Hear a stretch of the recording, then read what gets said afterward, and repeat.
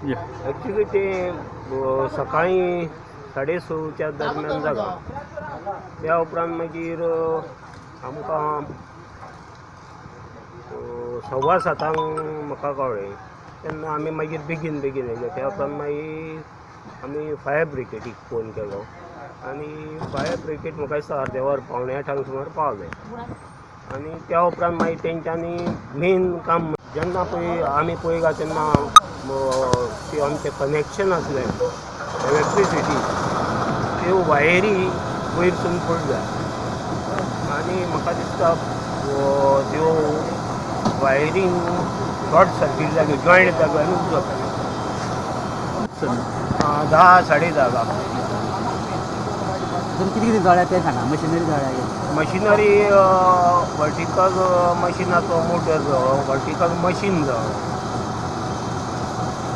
आनी fire brigade वाल्यांनी horizontal motor आनी machine वाचयलें.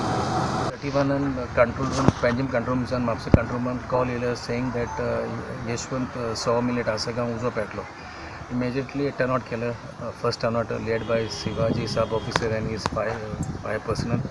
Inga pound spotter ka gomle ki uzo that the fire is quite big. So immediately we called for a second turnout.